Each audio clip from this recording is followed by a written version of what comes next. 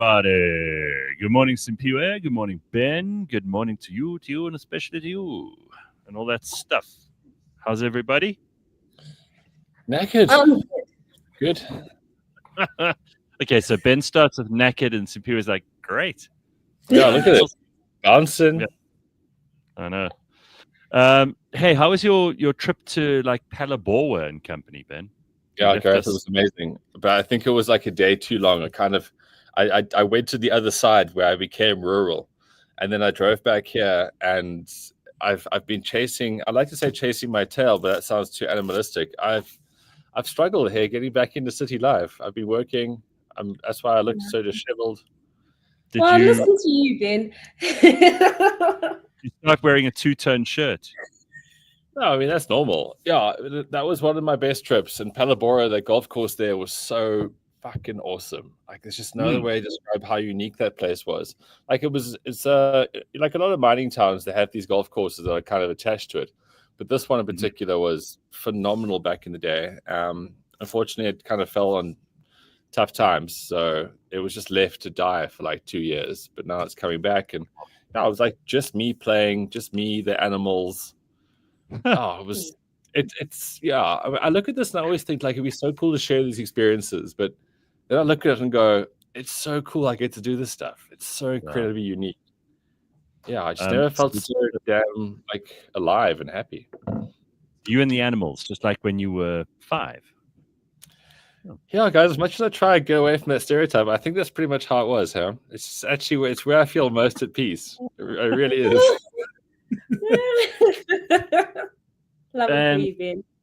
Sims, do we have any? It's birthday month for you, so you've been telling us already for a while now. We got to get ready. Simphiwe's planning, her gift list. Her, what do you call it? Wish list on Amazon. There's one on Temu. There's one on Shein.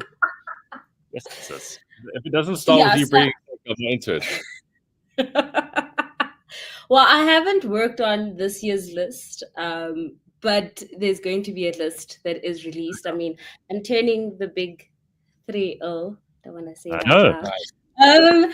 And yes, I do want to celebrate, and I do want to get gifts, and you're welcome to spoil me. Money is a great gift, guys. I won't say no to money. So let's start there.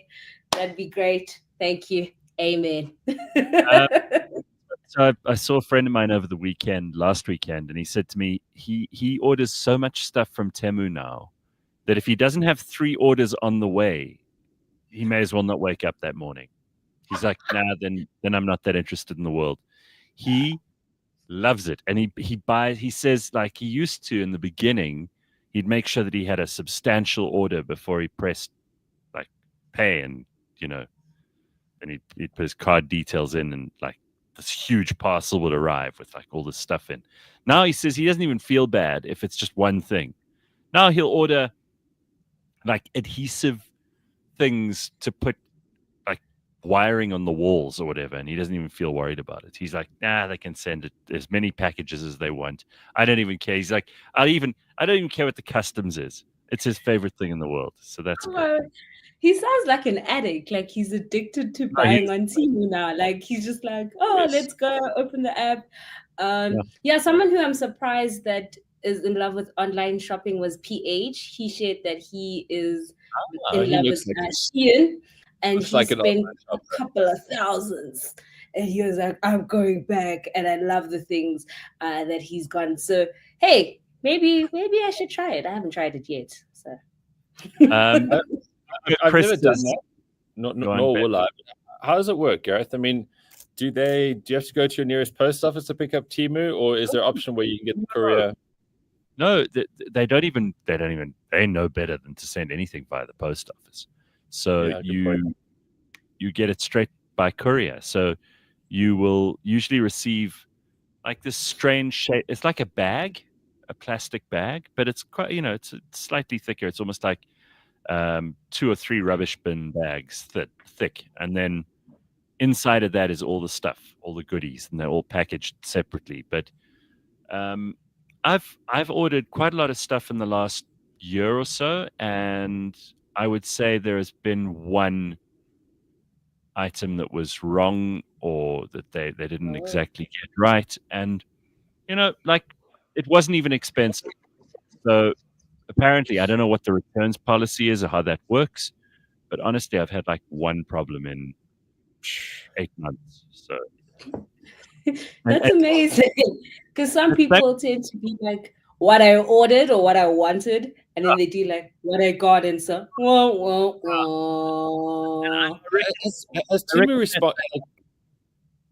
Has Temu completely replaced Wish? Because no one makes Wish jokes anymore. Is that not it? You do now get like the Temu version of things, but I don't want to start the morning on anything but a fun note, and I think that's where we've gone. But I do have to bring up how like out of touch this president of ours is. I don't know if you saw it. Well, I don't know. I mean, like, did you see what he was doing yesterday? Cupcake, as Simphiwe calls him. He went to visit like the Joburg CBD and other 2 or 3 other places in Gauteng, and he's like, I can't believe what a disaster this place is. He is genuinely like one of the most out of touch people in the world. So he says, I'm very disappointed in the state of Johannesburg. And we're all like, yes, we've been having it. This is what we could have told you. Do you even know what's going on in your own country? He clearly doesn't. Well, Gareth, if you look back at Cyril, someone else always had to do the work. He was just there with his hands. So, but it was the hands to pick up the things. It was never the hands to do things. Yeah. So there was always a board. There was always someone else doing the stuff. So that's why he is so surprised, because he just assumes in life that everyone else is doing it. Yeah. He keeps forgetting that he's the one that needs to actually action the things. Yeah, like life happens to Cyril Ramaphosa. He's not the chief agent of change in his own life. That's why he's confused when like, oh, you guys need me to make a decision. Sure. So I just want to quickly go back to Simphiwe's birthday for a second. We can always come back to Cupcake just now. Maybe they go together. But Congo Chris says, I will be celebrating Sim's birthday by honoring the long-standing tradition of not getting her anything. Do something different this year, okay? Like, it's a big one. It's a new decade. Like, I'm gonna be older. No, you won't be older. Pixie says, nice Sims. I turned 30 when I had my first kid. Then I blinked, and this year I'm 40 with a 10-year-old. Oh, someone roofed for you. What kind of a blink was that? Ben will probably agree with us. He hates when we use old pictures, but the Real Network, please, says Slippery Pickle, update the show picture to the one with Ben in short hair. Very misleading. Misleading? Do we have short a different hair? one? When did I had long hair? Show us the show picture that we start the show off with, guys. Oh, yeah, that picture is like 2 years old. Yeah, it's fraud, guys. You've got to update pictures. I mean, Leanne Moll's 23. Cliff, you're about 25. I mean, guys, it's all a spade a spade. I mean, I wake up on Friday looking like absolute horseshit like this. We are who we are. Well, some of us. Simphiwe's laughing in the corner there because she's still all right. I can't relate. Like, guys, I mean, come on. You can't be called the Real Network when you got fake profile pictures. Yeah, that's true. You're right. It's very embarrassing. I'm not trying to be right. I just want to be fair and real. Carl says, I just placed my first ever Temu order. I hope I don't get a load of shit. I think if you order clothes and the right size doesn't arrive, that'll happen with almost any retailer, unless you've tried on clothes, right? Like so that's touch and go. But I'd be lying if I said to you I've ever had a terrible experience on any of the stuff. And I'm talking about like stuff for the house, gifts. I mean, those are major categories for me, and I wouldn't say that it's been a bad experience. And then I think someone else here said that you now have to have a minimum order of 400 Rand in order for them to deliver. So I mean, 400 Rand, you might have to pay, depending on what you're buying, 100, maybe 150 on that in customs, which is quite a lot. But then what are you going to do? Argue with the government? And then it comes straight to your door. So how do you think I got your sauna hat, Ben? Well, yeah, that was the magic of Temu. Yeah, I Yeah. haven't. Have you used it yet? No, because I haven't been to the gym. I'm hoping to get to the gym today, and the sauna hat's going to debut later. You guys will get photos. It'll be quite weird. Excellent. But Excellent. you know, I'm going to keep you part of the story. So a photo will be taken in the sauna. I love how your face actually lit up as you talked about it. Well, I've got a week without gym and sauna, and I do feel kind of worse for it. Well, it's also where you don't, you probably haven't interacted with human beings other than people at the park gate and, you know, maybe the place that you were staying or, you know, occasionally on a toll road. But otherwise, you haven't had anything to do with people. Yeah, and I was worryingly okay with that. What sort of shit are you ordering, Cliff? Let me think of something that I've got here that it's hard to I can't tell you. Let me just look at my last order and then I'll give you an idea. Because the last order was. I can show you one thing we have in the office because of Gareth. Give me 2 seconds. Okay, yeah, grab it. I buy like gag gifts and things like that. That's always fun. But you know, like things for DIY around the house. For example, yeah, that's always good. You know, if you're looking for things to hang pictures on, or like double-sided tape, or if you do sort of craft stuff, not that I do, but that's often where they're very good because they deliver exactly what you're looking for. Let me just see what I've got here in my orders, and then I'll tell you. There you go. This is what. Oh yeah, there we go. One of the things. Okay. So I didn't even order those. Those were other Gareth that ordered those. But yeah, those are our little our espresso cups, which are actually so much better than the normal cups. Wait, let me show you the handle. There we go. Yeah, a little wooden handle. I mean, those are really nice, aren't they? Yes. I think they're lovely. Oh, hang on. I do have an example. Hang on. So you see these lights, right? These are pretty cool. I can't believe we've turned this into an ad for them. But basically, you put these on your shelf. It's got magnets on it, and you charge them with a USB charger. You charge it off your laptop or whatever. And you know what a lifesaver they are when there was like momentary load shedding the other day, because I could still work in here, and you need a bit of sort of ambient light because you don't want to trip and fall over things or look like you're living in a cave. So that kind of thing is useful. And I suppose you got to go and find stuff. But once you start on these sites, they're very clever. They keep you there, right? So you actually have to go, no. You have to drop a list like you would to go to the shops. These are things I need, and do not stray from that because otherwise you'll be on there forever. Gareth needs a Temu timer for James. I doubt it would help. James has been doing a pretty good job, Bitcoin Boot and Flex. They haven't fucked up really badly. Have they? No, I think James should get a lot of credits currently. It's also when he started wearing collared shirts, if you guys picked that up. Yeah, that happens when you turn a year older. Promise. Yeah, exactly. Birthdays are good. Kind of makes you a bit more competent. But he cut his hair a little bit and wore collared shirts. And I mean, this place is really thriving as a result. I know. It's, you know, you've got to, what do they say? Dress for the job you want, not for the job you have. Mm-hmm. Yeah. It's real. It's real. Viasen says, I ordered cast iron serving skillets. Our South African eggs are too big to fit in them. Oh, okay. I'm sorry about that. But that I mean, that's, you know, cast iron serving. Before, you would have had to go to the shops for that. The fact that you can now order something like that online is quite incredible. My godchild loves squirrels, so I got her a cute pair of squirrel earrings. That's the type of crap you can find there. Oh, that's cute. Yeah. Simphiwe holding up those cups with pride, but she actually chose the Le Creuset cups on Temu. Yeah,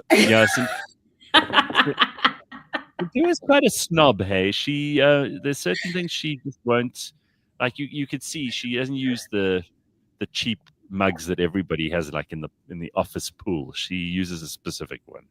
That one. You know, there's some things in life you should not, definitely don't do cheap things on. I believe in that. There's some things I'm willing to break my arm and leg for them. I'm willing to maybe sell a kidney for them because I just believe it's worth it. Quality over quantity. And then there's other things I'm like, I would never, you would not even catch me spend 10,000 on a shirt. Never. Not that. Someone once taught me, and it's one of the best lessons I've ever learned, is that if you think something is cheap, and it is, and most things you get what you pay for, you will end up paying twice for it. So if you order, and this is why I suppose things like clothing, you've got to be super careful. If you find a good t-shirt that you love and it's quality material, it fits you really well, like then spend money, buy 10 of them. That's my thinking. And then you won't end up wasting 2,000 or 3,000 rand on the wrong ones. And you don't have to think about what to wear. But especially, obviously, when you get to things like, you buy your first house or whatever. If you buy a place and you think, oh, I'm getting a bargain here, chances are you're going to be fixing things. It's going to cost you so much more in the long run. And I'll tell you what, there's no such thing as a free lunch. So, yeah, you get what you pay for. I agree. All right, so I wanted to take a look at a couple of things. I've got some very, very cool clips to show you guys in just a second or two. But Cupcake President Ramaphosa he's just had a couple of really rough weeks because no one is especially interested in anything he's had to say. He's got this G20 coming to South Africa, but the only reason, and by the way, the only reason he spoke about the state of Johannesburg is because he doesn't want to be embarrassed by his international friends. So he doesn't give a shit about all of us who live in the city. He's just like, oh, I don't want my fancy friends from overseas to see the state of this shithole, but it's a shithole. So there is one glimmer of hope, and we try to be as balanced as possible on the show. We don't just sit and moan.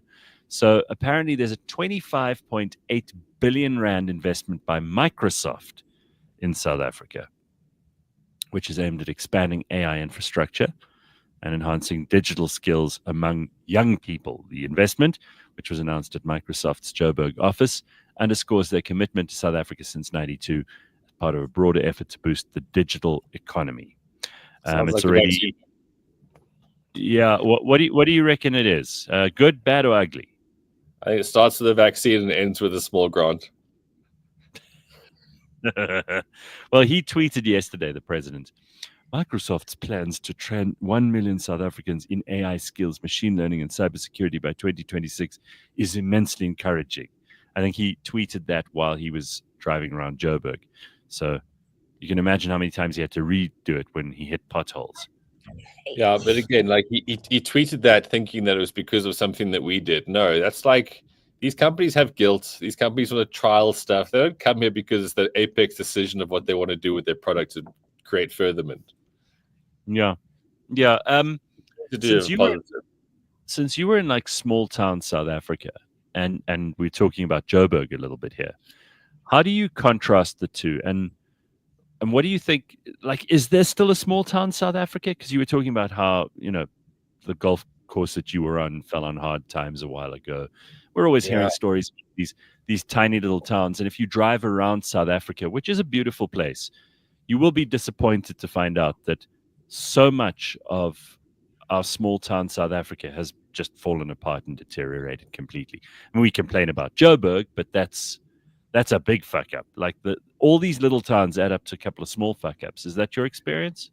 Yeah, another reason why I love going to small towns that makes me enjoy Joburg as you come back. It's like, wow, there's so much here, and the roads are actually better because these small towns are so fucked.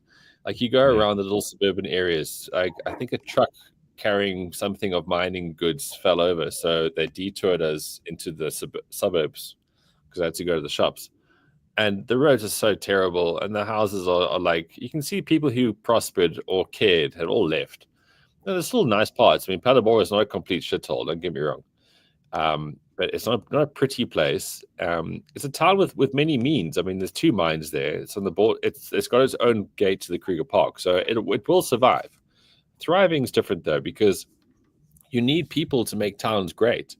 And I'm determined to just keep going to small towns to find the ones that actually do work. Obviously, the ones in the Cape are a bit better because I just think they have more money and there's more people going to them. But these outpost towns are fascinating for me because they're like really bad museums, and there's something interesting about that actually, because I everything in humanity has gone up and down, right? There's ebbs and flows of everything from civilization to car design, whatever it may be, and you see things in the life cycle, and because you don't live there, you can see it in a certain way. Like if someone said to me, "You now have to go work in Palabora for the next 5 years," it might be a bit of a different thing. I'd make it work, but I just think like can small towns actually thrive? I mean, everyone buys their shit off Temu, and everybody wants to basically be in a place where things work. So, who's going to roll up the sleeves and go, you know what? Let's put all our eggs into Palabora. Let's get this back here, because all of these places need so much money. You know, like when you have a fat friend who's drunk and he's hit the floor. There's no easy way of getting him going. You need to put all the effort in. You need resources. There's no momentum you can leverage to bring it back around. It's a dead weight. It's on the floor, and you have to do everything. So I think a lot of these towns are completely fucked, and they always will be. And yet they somehow, you know, there are people who live in them and have families in them and have jobs in them, and I mean, I don't think it's the easiest existence. There are places that are very, very challenging all over the world, but some of them they continue even though it's hard to live there and there's not much going on. I just always think it's such a romantic idea about what if we all adopted a small town? Like, you know, some people have, and some people do live like this, especially around the coast. You know, those little towns are great. But what if we all just adopted Palabora as a project to make it like amazing? Just clean it up, whatever. Just take all of, you know what, Microsoft, put all that money into Palabora. Let's do a little project here. You can come in with your vaccines and whatever else Bill Gates wants to give us. But let's put all that money into Palabora and just see what we can do if we don't fuck things up or steal for like 5 years. I'd love to see that as a project. So I spotted, James, if you can just find that picture of the lady who you'll recognize her. She's carrying a voucher and wearing a T-shirt of one of our local brands of rice, I think. But she's quite a famous woman. Yeah, look who was spotted in a ShopRite this week. So, you know, talk about falling on hard times, and talk about, like, there we go. There's Oprah Winfrey. Look, she looks terrible. There's her. Although she is holding a piece of paper that says "Time to Celebrate." Yeah, I think she won something. I'm guessing that time is at a future date because she's not celebrating currently. Well, you know, I mean, times are tough and money's hard. Here's your fucking Christmas card or something like that. So here's Oprah having to collect her prize from ShopRite, wearing a Tastic shirt, a free Tastic shirt. Shame she's having a rough time. Oh, she must have lost the house in the Palisades and Hawaii, so now she's at ShopRite. Well, you know, I mean, she's you never know who you're going to bump into at the shops. I actually took that picture because I went to collect my my voucher. All right, so there was someone, you know, Trump did his joint session of Congress, State of the Union speech this week, and did you see it? Yes, it's apparently one of the longest. He beat Biden's time of like being there and speaking because people were booing him and just doing the absolute most. Like, yeah, sometimes Americans are just hilarious. I watched that and I laughed. He said, "These guys, these Democrats," he goes, "I'll tell you something. I could cure the world's most terrible disease. I could solve all the economic problems, create the strongest economy." He goes, "I could come up with a plan to get us so scientifically advanced, it would be incredible." And he goes, "And they still wouldn't clap for me. They still wouldn't cheer for me. It's very sad, very sad." Yeah, he's right. He's right. Well, I mean, all these political cults, there's no way that he'll go in and say the sky's blue today. I'll be like, "You racist." Yeah. Here's a woman that was spotted. She's a congresswoman. She looks like a wicked witch. This is my favorite tweet of the week. In fact, here's this. Show them the woman with the purple hair, James, that I sent you. Oh Jesus! Oh. Right, there she is. Scary, right? Yeah. Wow. What did we do to deserve this? Yeah. So my favorite tweet is this picture, and then someone wrote, "This is the person the Democrats put in charge of their new rapid response task force in Congress," and then somebody tweeted this over it, which I love. Best tweet of the week. Okay, she is the first person I would call if I needed to, if I needed a recipe to cook children. Yes. Yeah. She looks like a witch. Oh, she really does. How scary is that woman? I mean, and that expression on her face. I've never ever seen anyone so miserable. So speaking of witches, the 70s, which was the beginning years of television in so many ways. We didn't really know what to do with TV. Ben, you weren't around. Simphiwe, you weren't around. I was barely around. But one thing they used to do is really great documentaries. So they found a priest, and they took this priest out on a boat into Loch Ness in the 70s, and they filmed the priest doing an exorcism to try and get the Loch Ness monster out of Loch Ness. Wow. And what I love about this is the presenter of this clip from the 70s is a very serious guy. The priest is all dressed up in his stuff, and I feel like documentary television it's gone a bit downhill. Take a look. You tell me if you agree. You got the clip of the Loch Ness monster and the priest, James? See, he was doing so well now. He's got to screw this up. He's got to screw this up. He's got to screw this up. Too much. The comment section has to climb into him at some point. By the way, somebody says here with that witch that I just showed you from Congress, is that Helen Ziller after the shave-a-thon? Someone else says a purple people eater. Is that a Van Gogh? No, that's an actual person. Sure. Yeah, she's scary looking. Slippery Pickle says, I'm opening treason charges against the DA today for going to Washington. Yeah, apparently the worst thing you can do in South Africa, and we haven't really talked about this on a Friday because who wanted to talk politics? Apparently the worst thing you can do in South Africa is actually notice that our government might not be great. So as long as you notice but you keep it to yourself, that's cool. Then they don't have a problem with you. But the minute you notice that they're shitty at being government and that they've made terrible policy and terrible decisions, and then you share that with anyone else, because of course other people don't have their own eyes and ears, then you're in trouble. Don't tell people how shitty we are, because then we're going to get the hawks to look into maybe charges of treason or whatever. And I see people all over social media getting so cross about AfriForum and their visit, now the DA and their visit. And the real reason that I suppose they're cross is that nobody in the US wants to meet with our Minister of Foreign Affairs. They're like, nah, we got no reason to meet with you. And that's embarrassing because he just doesn't have any cred, right? So if the opposition party and a civil rights organization like AfriForum will get a hearing with the important people in DC, but your Minister of Foreign, what do they call them now? International Relations and Cooperation won't. It's telling you something about the state of you, not the state of them.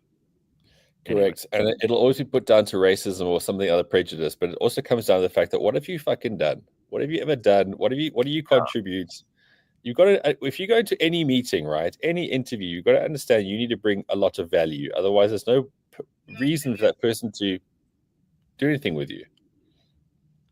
Agreed. I think that people are getting very hit up about this, and it's amazing to me how so many people have suddenly decided that these people, that the AfriForum people, or that now the DA. I don't know anything about the DA's visit, by the way, but that they are the problem. Not that the people in America have their own intelligence services, or that they don't know this stuff already. It's that those guys are the problem for telling. It's like you get cross with the kid who does well in class because you did badly. It's just a very strange way to think about the world. And of course, it comes from, again, a lot of people who just cannot take responsibility for anything.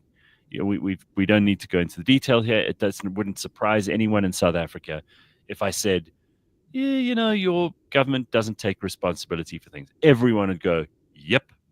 So no surprise there. James, I think I did send it to you. It's the last clip. He's telling me that I didn't send it, but it's this guy. Yeah, well, you see, taking responsibility. I just checked now. It's the last one I sent you. So let's see. Anyway, while we're going on with that, Simphiwe wants to talk about something which I think we need to address this morning. She says, toxic positivity can be harmful. Now, Totally. First of all, what is toxic positivity?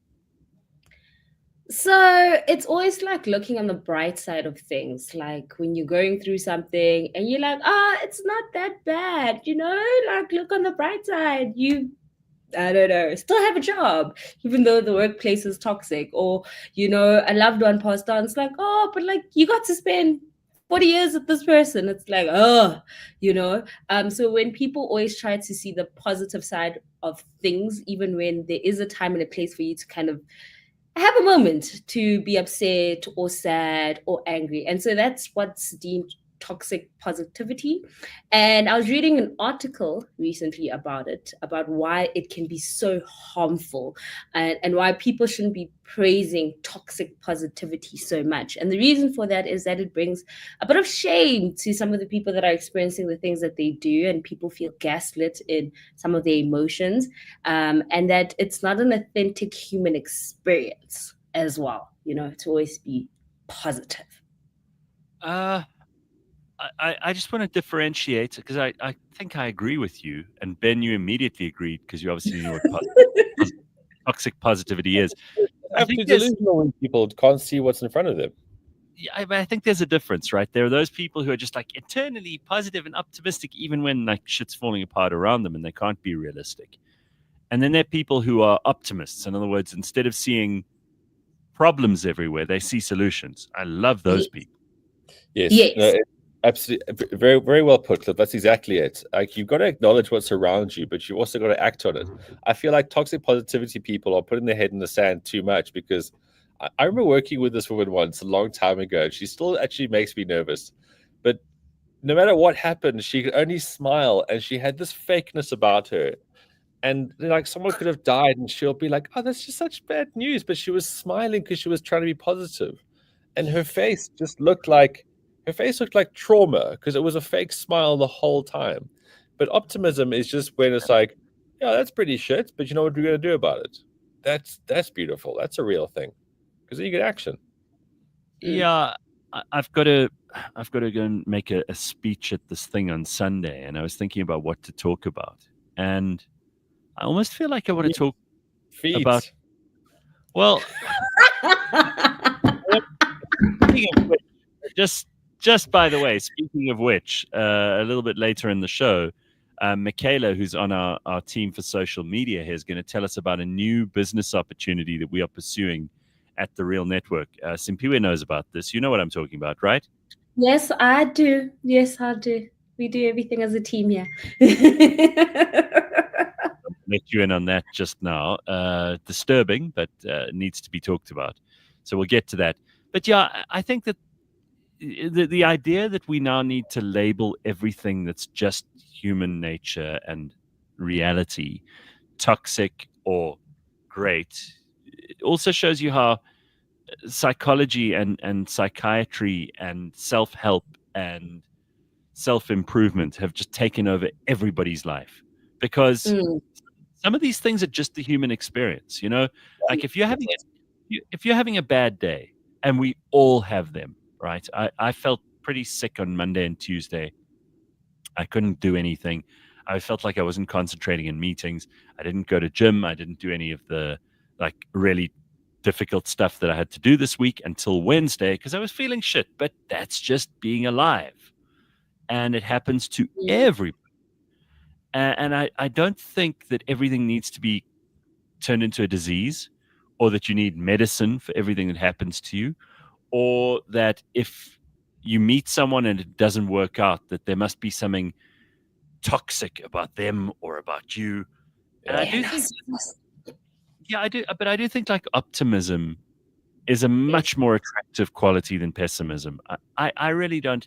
If I meet somebody, and in the business realm, I met someone a little while ago, and it doesn't matter how big the problem or the challenge, as the government tends to call it, is. This guy's just one of those people who he sees solutions, and I love that. I can never imagine that being a toxic thing, especially in business. It's hard to find people who don't sit and moan, complain about, HR are terrible. This didn't happen this week, and I was promised that. So, you know how people are, right? So this guy just sees solutions, and I love that. So I don't know how that could be negative, but I think Gareth, there is your speech about the fact that there's no positivity or negativity. There's only optimism. Because if you're not optimistic about something, you're not actually a functioning human. You're actually a little bit broken. Like, you don't have the gear that goes forward. You're just revving in a car park. And everyone hates those people, especially on a Friday night on the East End. Oh yeah. Speaking of which, now I wonder if James can find this clip for me. He said that they found the Loch Ness one, but if you can find this clip for me, there's a guy.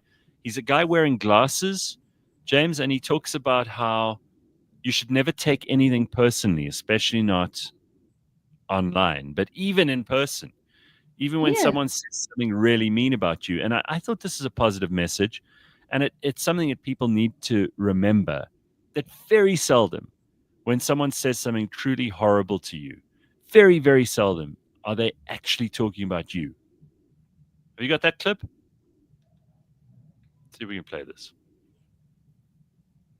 I just sent it to you this morning. The dude with the glasses on. People He's quite do a well-known to you is not personal. People have a very hard time with that, going, well, what do you mean it's not personal, Robert? Well, what I mean by that is when somebody says something malicious or cruel or bitchy, they're not really aiming it at you. They're having problems from their own past. They're aiming it at their parent. They're aiming it at a sibling. They're aiming it at a previous boyfriend or girlfriend. They're aiming it at a colleague at work that did something to them. It really isn't personal about you in particular. It's about them and their problems. So if you take the angle that I'm not going to get emotionally involved with this because it really has nothing to do with me, that is an incredibly liberating thing to develop. I'm not saying it's easy, but that should be like the end game of a lot of our kind of self-help.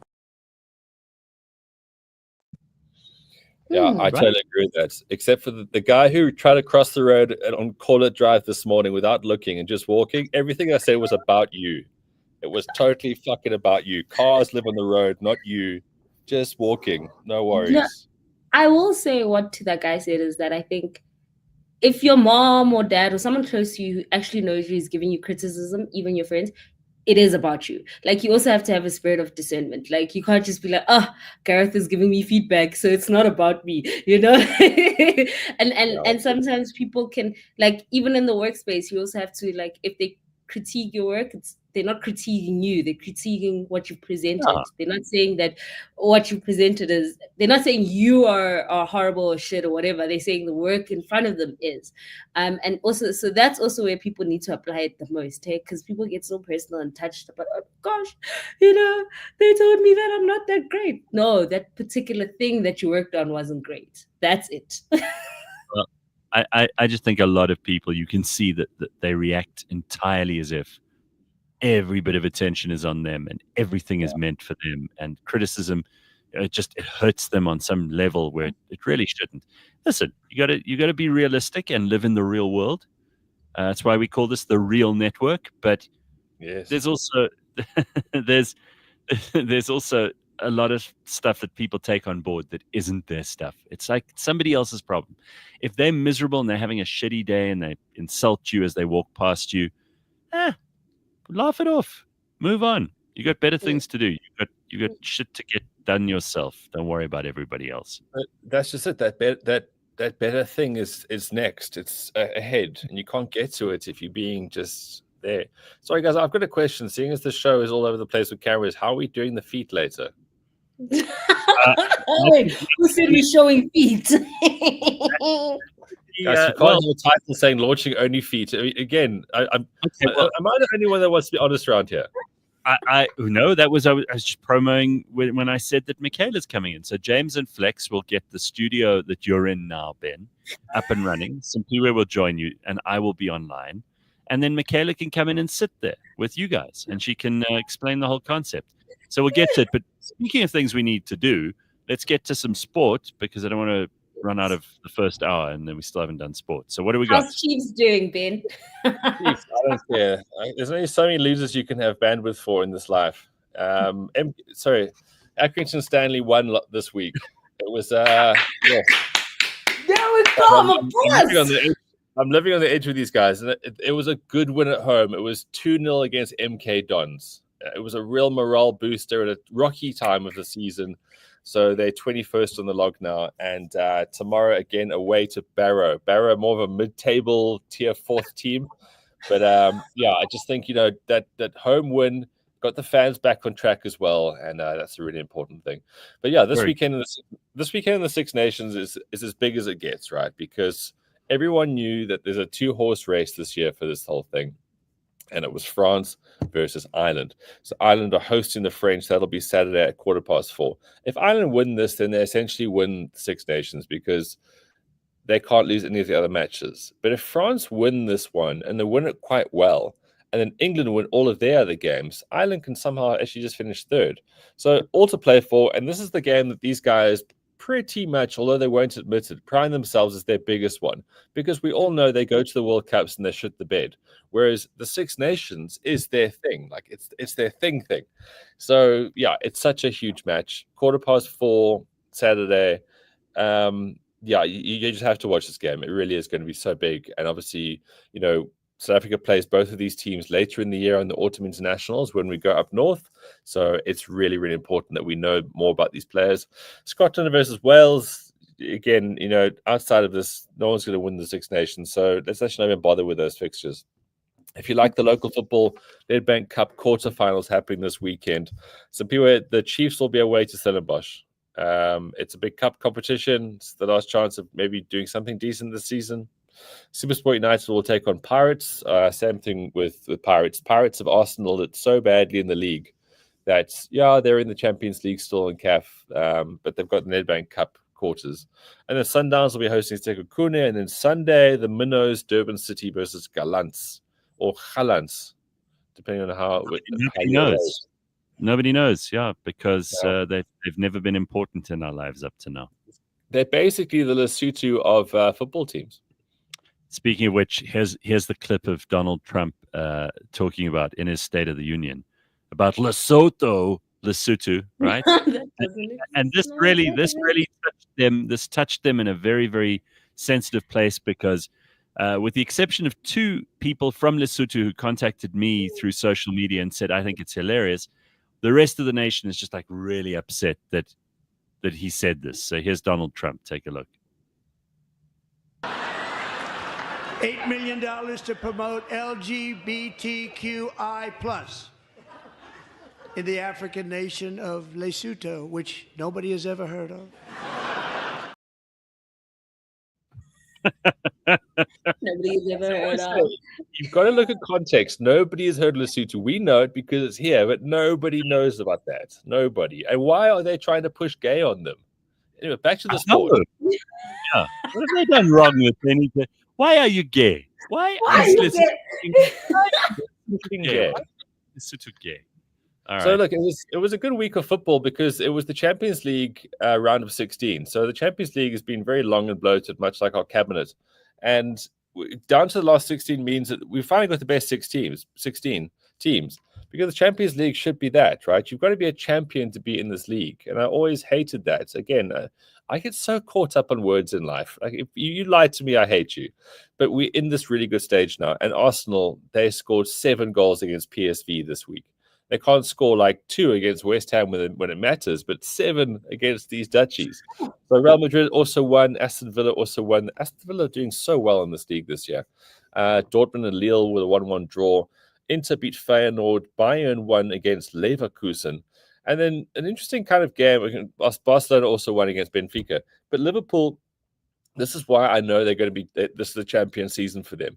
They played against PSG in Paris. They had like no shots on goal. PSG had all the play. They had like 75% possession or something stupid.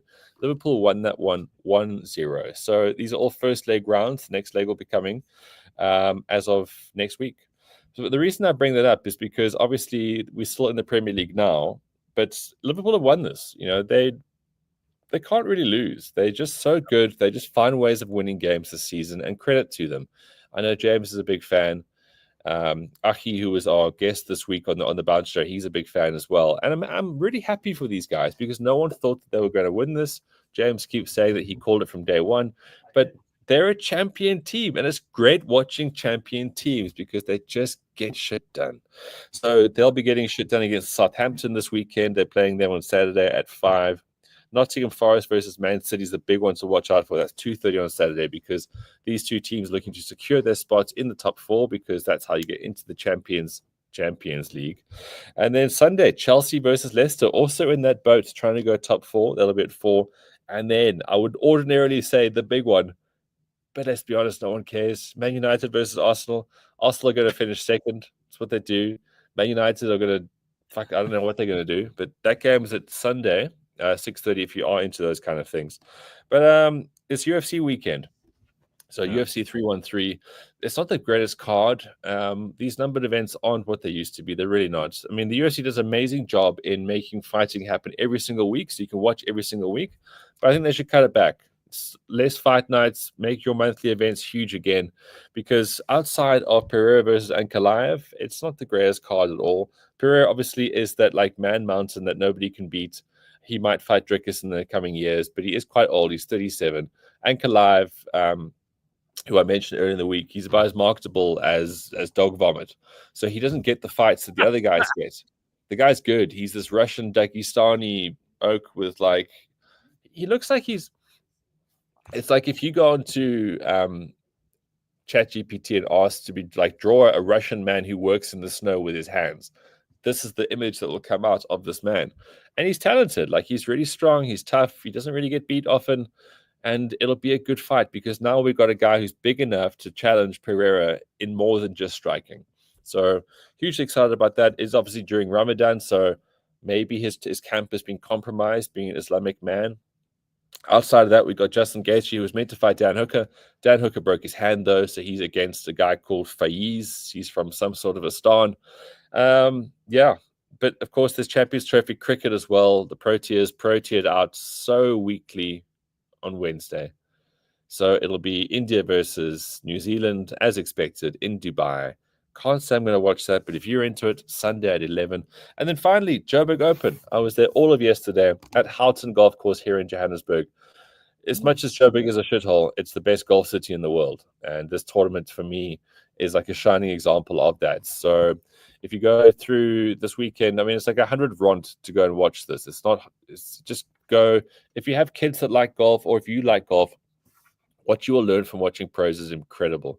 I walked around with Dylan Mostert yesterday, Rafa Cabrera-Bello, the Spanish guy, and then Robert Karpinski. And I learned so much because all three of the guys weren't playing their best, but they still managed to score. It was just incredible. Wei Ding is leading with Jordan Smith. They are 7 under. So, yeah, there's that.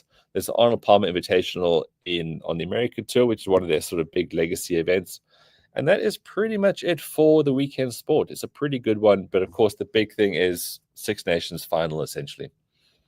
Bitcoin But says in Dagestan, they love taking goats to the mountains for some fun. So, Cannot confirm or deny.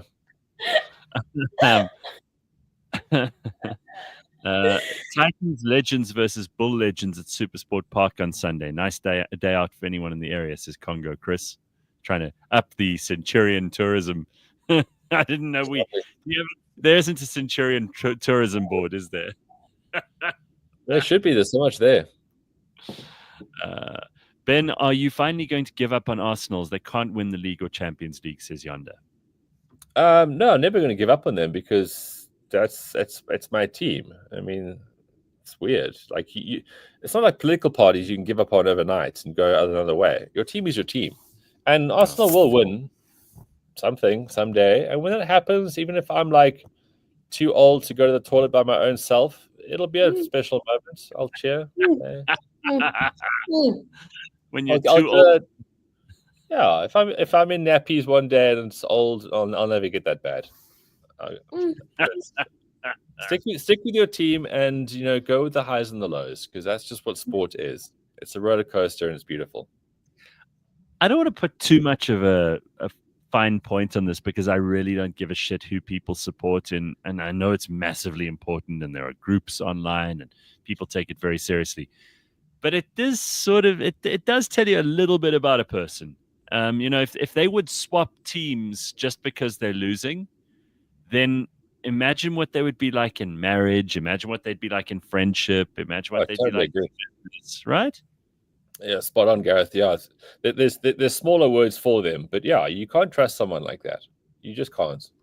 And like if someone says, "Oh, my second team," no, there's no second teams. You have your first team, and then you are favorable towards others in neutral games. Don't come with the second team bullshit. You might as well say, "Oh, when I sit down to pee, what I like to think about." Wow, on that level, huh? If you're a guy, you sit down to pee if you want. Yeah. Meg says, "Whatever happened, Garrett's Bitcoin Brew Revex guy." So that's Sean Sanders. I must actually catch up with him. Maybe we should get him on the show one morning because I know that they. On a Friday show, too, Gareth. Yeah, you just want to look at him. Yeah, it's not a bad idea actually, Meg. So get him back on. I know that if you had, I've still got some money with them, which is on. I think it's a platform that starts with an A. I can't remember what it is. But basically, Altify. There we go. They moved to something called Altify, but it probably wouldn't be a bad idea to have him on. I mean, we had Bitcoin But the other day talking about how crypto is the way to go. Everybody's talking about it. That they're talking about AI and crypto, and AI. And Bitcoin was on sale this last week as well. So there's always times to buy. All right, it's 7:00. We're going to take a quick break. And when we come back, we'll have a whole lot more. Simphiwe, Ben, and I to keep you company this morning. We got lots of cool stuff to talk about. And apparently there's a TikTok trend that Simphiwe needs to fill us in on as well. All that and more. Don't go anywhere.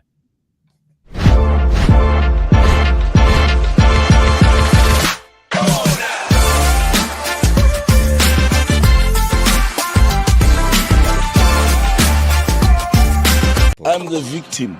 Yeah. Of potholes. I drive sports cars. You can't fix potholes when they are wet. You cannot work on a road surface that is wet. The biggest problem with people complaining at this particular time, it happens every year. From December up until February, there's heavy rains that are happening. Yes. Now, water is the biggest enemy of asphalt. What we would call tar. Yes, it washes the roads away. That is why you would find a lot of potholes during this time. And unfortunately, you can't fix potholes when they are wet. You cannot work on a road surface that is wet. So which is why the potholes will take longer to fix at this particular time. Of course. But once the rain has stopped, you will see JRA working. But it doesn't mean we do not work. We do respond where it gets dry. The teams go out and they go and fix. The only work that we do during a rainy time or when it rains is unblocking of stormwater drains and so on and so on. But the road infrastructure we cannot touch when it's wet because it will be waste of asphalt. If you like, just only a picture, then I'll send you maybe $500, whatever. There are fetishes that people have. Toes, they are toe OnlyFans people. Like OnlyFans woman just shoots her toes and people buy the. They get paid, ne? They get paid for toes. Have you found men like wanting to pay to see your breasts or sexually for your Yeah, I breasts? get Or that a lot. fetishes like that. What? What Uh, happened? No, I just only got a DM on TikTok. Yeah. No, they have like I think 1,000 messages on TikTok. Sure. Yeah. For Then guys saying yeah, please send me your boobs for $800. So like, baby, look. $800. dollars. That's like Yo. 16,000 rand, 15,000 rand. Eh? Is it 50,000? Gee whiz, and you got 1,000 of those. And Sister Bettina's Yeah. looking at you right now like, hey, I want gigantic. where's my grandmother to sweep these things? We've commodified women's bodies. So, like, even something that for you is a medical condition. Like, how crazy is that? People are so It's crazy. a medical condition, and people are like, I'll pay to see that. Like, who's gonna Guys, be like, there's yo, you got a huge OnlyFans, growth on your women back? fall pregnant. I'm not saying they fall pregnant to do this, but pregnant women go and do OnlyFans while they're pregnant because there's guys who want to see a pregnant woman doing certain things to.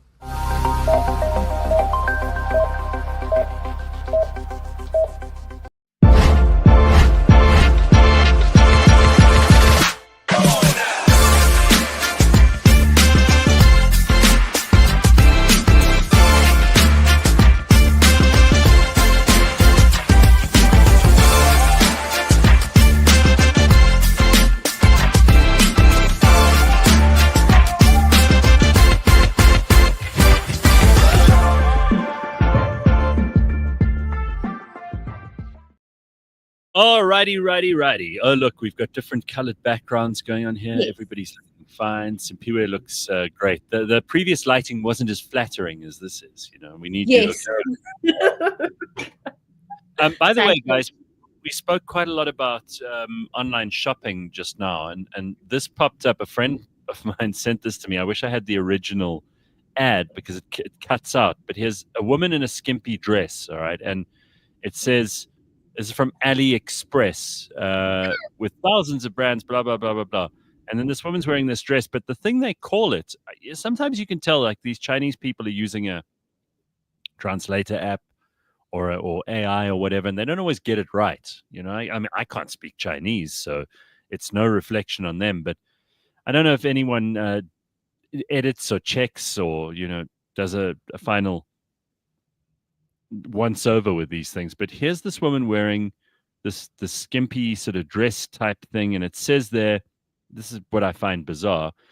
James, put up the picture. Look at this. They call it a weird puss snake print women's sexy dress.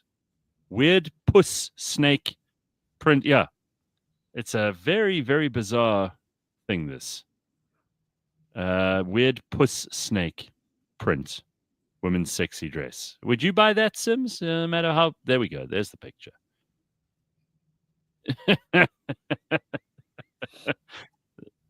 We can't hear you. You're on mute. She's not dressed. Oh my gosh. Oh my word. That is very skimpy. So I suppose we can see where the puss word comes from, because I mean, you basically. What's the puss snake? Oh, this. That's what I want to know.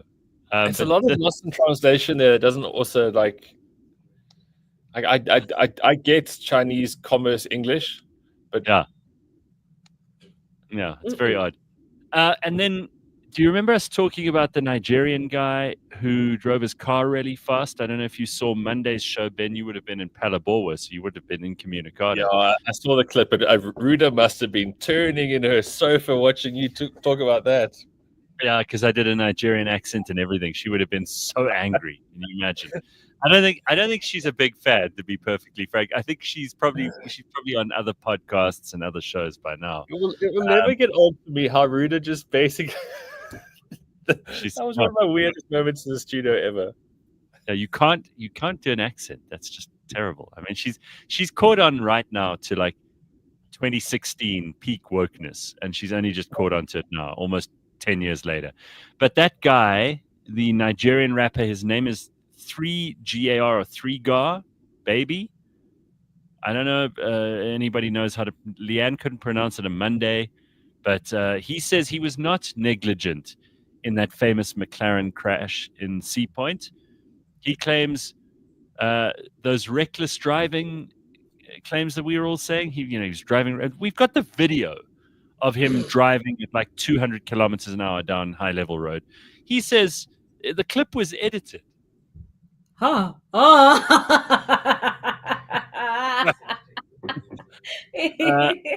Yeah. This is, again, take this report with a pinch of salt because it is from the South African, which is not a real publication. It's not a, but then, I mean, which news site is, right? But this guy, they've obviously tracked him down. He says, "Eyo, you have edited my clip," which I don't know how we would edit that clip to make you look worse than the clip already does. Yeah, if you're driving the speed limit, your car won't sort of explode like that and hit things. You're gonna hit things hard to cause damage. It's like science and shit. Yeah.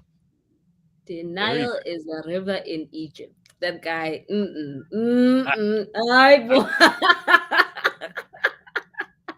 So there he is. I mean, listen, he's you got to give him points. At least he's trying the oldest trick in the book, which is just to pretend that's not me. You guys have edited the clip. Yeah, sure. And then Slippery Pickle wants me to say, "Oh boy, oh boy, oh boy, oh boy, oh boy, oh boy," which is, I think, the guy. That's what I thought his name was, because to upset Ruda, I put on an accent on Monday. That's when Ruda dropped her coffee cup. That was the moment. Yeah. She's listening to Mighty Jamie, says Mapelo. He's a dumb doos man, says Lee. If he was driving slow, how the fuck did he crash? And he shouldn't own a car like that, says Lee. Yeah. High level speed limit is 50 kilometers. He was doing 400% of the speed limit. Donna says he's lucky he's not dead, or he didn't kill anyone else. But he says, come on. And I also heard from somebody yesterday that he doesn't own the car. It's just a rental. Yo, so what kind of... Wow, I'd love to know the numbers on that, because you would have to put down a down payment to release that from someone's possession. Yep. And then you're obviously liable for... Yep. The damages. Ruining it, like ending its life. But again, isn't this... and the reason I brought this up this morning, this whole story, because we kind of talked it to death on Monday, but how many people in South Africa are driving cars that aren't actually theirs, that belong to the bank? I mean, most people's cars, they're still paying off, right? I mean, there are very few people who don't owe money on their cars. The bank owns those cars, not you. So that's the first thing. When you see someone in a fancy car, assume they don't own it 100%. They didn't pay cash for it. Okay. Second thing you got to know is that if they are in a really, really expensive, this is a McLaren, what, 7 million rand or something, Ben? You would know. Yeah, easy. And this guy, he's living a life that obviously he can't afford, because if he could afford it, he would have bought the car. But it turns out he's renting the car, which is not only unaffordable because the rent would be very high, and as you said, insurance and down payments and all the rest of it, but he's so stupid with money that instead of just driving a normal car, he thinks he's a big deal rapper, right? So he has to be driving a McLaren, and he's probably paying, I don't know, 60, 70,000 rand a month to rent this thing, which over time is going to end up being exorbitantly expensive. But he doesn't know how to manage his money either. So dumb always ends up paying a very high price. What can we say? Yeah, a fool and his money, Gareth. Easily parted. There we go. But I think like the only real loser here, because I mean, obviously he feels no shame because of his stupidity of saying it's edited. But Pharaoh Exotics, I think they're the owners of the car. Oh, really? Okay. I mean, I'd love to know the numbers on how that happens. Because just think of this: you own these cars, right? And some dipshit like that comes into your showroom and goes, "I want to drive this car," and you're thinking, "Okay, you're probably going to drive it badly. Yeah. Is it worth leasing it to you?" That's just a tough thing to do. You have to have one of those actuaries sitting in the bowels of your building, and when the guy walks in, they look at him and they're like, he's a rapper. I mean, you can just ask us. Just ask Simphiwe. Should we buy a car? They can't tell. Rappers can't afford the actual thing, but want to pretend like they can. That's their clientele. They're like, come here, come do it. But these, so all of this car stuff is just such bullshit. Like, if you really want to flex that you have money, then there should be a sign that goes on a car once you've bought it in cash and it belongs to you. You don't get a gold number plate. Yeah, like if your number plate is gold, that means no matter how cheap or expensive your car is, it belongs to you. And it should indicate to anyone driving behind you on the highway or seeing you at the robots in town or whatever. They should go, oh my God, there's Simphiwe and she owns that car.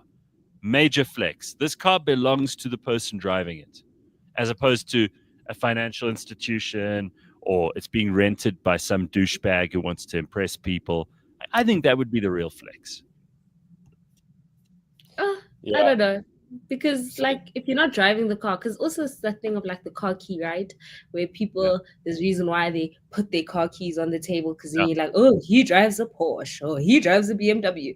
So you won't even see the number plate, and it's a whole, like, they still want to flex, even though it's not theirs. And, you know, people are dumb. After a while, they're going to forget that the gold number plate means you own it. They're just going to be like, as long as you're driving it. Yeah, Simphiwe, you look good on the hood. People are dumb. James, if you are hearing this, I'm not sure where you are. I sent you something to please put on the screen. It's a very interesting looking car. Oh, is there a new car on the block? Is there something new that we need to pay attention to? James, bark twice if you're around. Flex, mate. Why is he barking?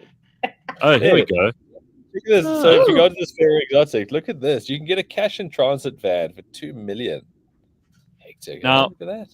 Why would you want to drive that? You're putting a target on your back, aren't you? Even if there's fuck all in the back, even if you've got... Dude, no one's going to just drive that. I mean, I've always wondered, like, how expensive are these cars? We're talking about expensive cars. Yeah. A properly armor-plated, what, cash and transit van. 2 million. Would you want one, Simphiwe? Well, I'd want one with things in it, you know. Yeah, it's a very beautiful car if there's money in it or something, you know. It's a very sexy car. Like, when I look at it, I'm like, whoo. But, like, yes. But in J&J, no, like, I don't care. Congo Chris says a gold license plate would look great on my gunmetal gray Suzuki Franks. Exactly. See, now we started to paint the picture. This is a really good idea. Mapello says one of my clients took me in a joyride in the latest R8. I realized how tempting it is to drive a supercar. They feel so safe. And you type 1, right? Were you forced into doing other things after that? Was there a safe word before you got in the car? Like, how does Flex? It's a good question. We will ask him. Yeah, we'll ask Flex. He's also sporting a bit of a new do around here. Him and James, they went into this year saying we're not fucking around anymore. Yeah, definitely. That's a mean pussy wagon, says Lee. Lee is very into cash. But Ben, I'm so glad you found that picture for us, because I've always wondered what they cost, you know, with all that armor plating and 2 million. It looks like an entry-level one here, because it's like what is the actual base car? The base car looks crap. It's just that it's been well fitted out, but it does look like more of like a base one. What would you convert the back into if you bought that? If let's say someone left it to you in their will, you didn't have to pay money for it. Okay, you end up owning the cash and transit van. And now you know what that brings with it, right? It brings a whole lot of danger. You don't really want to be seen driving it around. What could you convert that into? Like, what would you put in the back? The most badass ice cream truck. Love your thinking. Love your thinking. Yes, you do that. Exactly that. You do the opposite. You don't even have money in it. I can tell you that much. You must even it could be like a portable portable puzzle shop. You know the window, that small window, make sure it opens, poof, and then like you sell lollipops, you sell sweets, you like, you know, I'm with you, Ben. Something very different. So it could be like an ice cream van, which we know pedophiles don't they normally drive around in ice cream vans. So maybe for pedophiles in dangerous areas, you know, where the kids have knives or whatever. Mm-hmm. Yes. Bulletproof ice creams. I saw the funniest joke that I know Ben will appreciate from Ricky Gervais. He said apparently in China, they got like 10 or 100, I can't remember what the number is, but a couple of million pedophiles, but they don't have enough kids because of their one-child policy. So rough. The pedophiles have to double up. Oh, that's sick. There's this joke. And then he says, I've just come up with a terrible joke. I don't know if I should tell this. And the audience go, come on, tell it. He goes, oh, no, I don't know. I mean, but first, before I tell you the joke, he goes, you can't be put in jail for what comes into your head. So everyone laughs. He goes, what do you, if you're a pedophile and you say to a kid, come on, little Chinese kid, here, I've got you a puppy. And the Chinese kid goes, what flavor? It's like you got racism, you've got the eating of pets, you've got pedophile. It's all the jokes. He's got all the jokes, Ricky Gervais. It's so great. So funny. That was a good one. That was a good one. Yeah. So they also, everybody's still talking about that Trump-Vance meeting in the Oval Office, which we talked about last week, but there are some hilarious versions. Have you seen them? No, I haven't. The original. Okay, I've got a version here that you're going to love. This is someone who's taken that Trump-Vance and Zelensky video in the Oval Office, and they've dubbed all three voices, but they've dubbed them brilliantly, and I think it might have something to do with AI. But this is so good. Starts off with Vance and Zelensky like having a go at each other, and then Trump comes in, and I love this so much because we normally aren't in the room when these things happen. We don't get to see how leaders really talk to each other because they put on a show in front of the cameras, right? And they all pose for those photographs, and they shake hands and they walk into the office.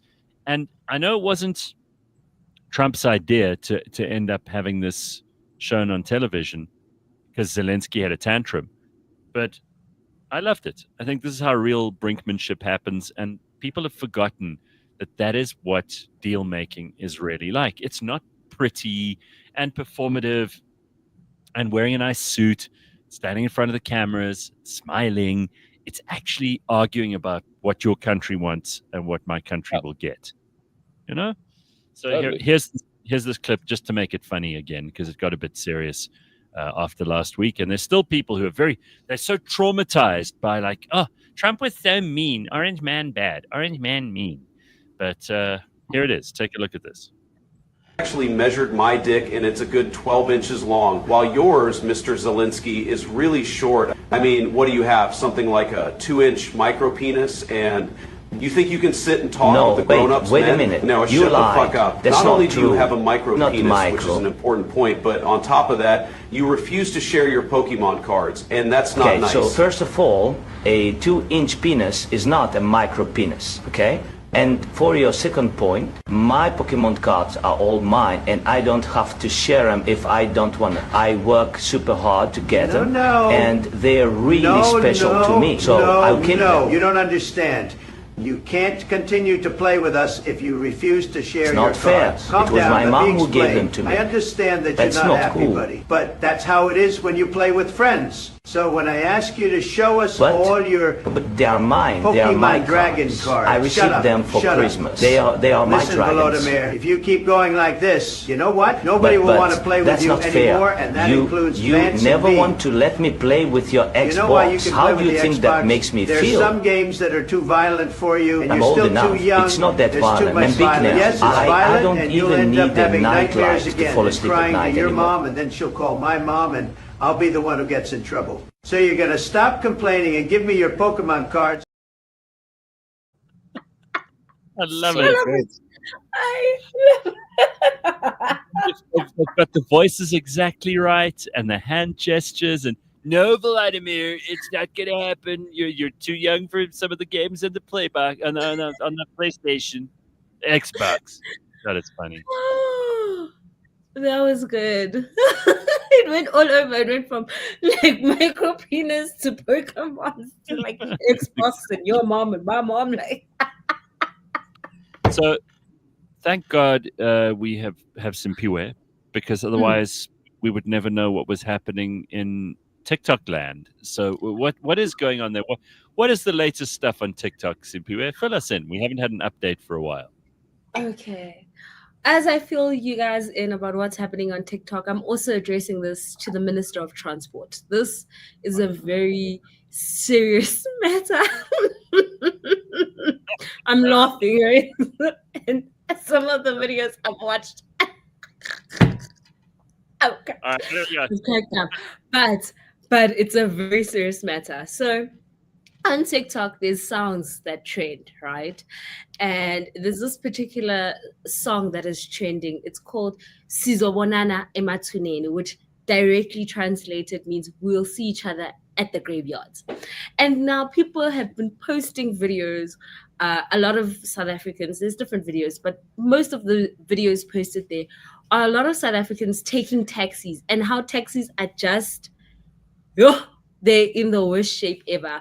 I've sent a few videos to James just for you to see how bad some of these taxis are. I mean, people have to open umbrellas when it's raining because it's raining outside. It's raining inside. People are operating the wipers because the wipers are not working. The doors are open. You can see it is bad, guys. It is so bad. The videos are hilarious. But Minister of Transport, please.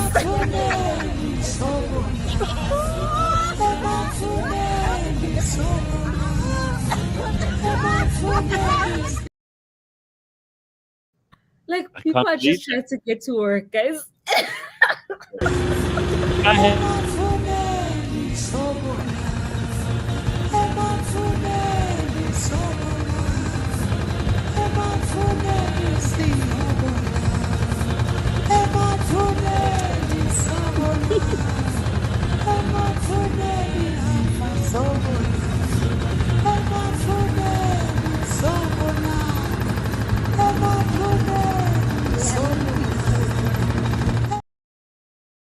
No, like it's bad. It's bad. They're hilarious. There's worse videos out there. There are more videos out there. But Minister of Transport, please intervene, do something, because people are just trying to get home or to work. Didn't we all, as a country, buy all those new taxis not so long ago? Yeah, the Quantums, but clearly the Quantums are not the issue. It's those old ones that are still there. And yeah, people like this, ever since this sound has been trending, people have just shown us this is what they go through. I've forgotten that these are the real struggles of taking a taxi. It's bad. So something needs to be done. But like everyone's laughing like about these videos, but it's a serious matter, guys. It's a serious matter. Listen, some of these old taxis don't even have like floorboards. So basically, you watch the road under you as you go. Oh, I think that's even better. Most of them, the petrol and the the water things you can't see. They don't know if they still have petrol. That gauge doesn't work at all. So you guys are just like praying, hoping the petrol doesn't run out and that you make it to your destination. The wires, like how they have guys. Horrific. It's bad. I'm laughing, but it's so bad because how they have to like wire the cars to start. Again, at least we have the ability to laugh at ourselves. I mean, it's pretty terrible, but still. And speaking of like Pokemon cards, apparently a Cheeto shaped like a beloved Pokemon Charizard is being auctioned for 1.6 million rand. So, Cheetos, A Cheeto's like a chip. It's like a knick-knack or a fling or one of those kinds of chips, right, in America. This thing sold for 1.6 million rand at an auction with 60 people bidding on it for a chip, okay? Yeah. Originally found between 2018 and 2022 and gaining social media fame in late 2024, Cheeto was mounted on a custom Pokemon card and encased in a clear storage box. The winning bid was 1.3 million rand plus the buyer's premium of another 0.3, so it got a price eventually of 1.6. Take a look at this. I mean, first of all, I don't know why anyone would be stupid enough to pay for this. And a fool and his money, as we discussed at the beginning of this hour, Ben, are easily parted. Always. But you tell me if you think that this chip, here's a chip that is worth 1.6 million rand. Where's that picture? James Flex, you found it. Oh, Pokemon cards are addictive, says Migs. Yeah, Roxanne says, Roxanne is only here for one thing this morning. Where's the sexy foot girl? Why are you keeping us hanging? You know, some people. No. No.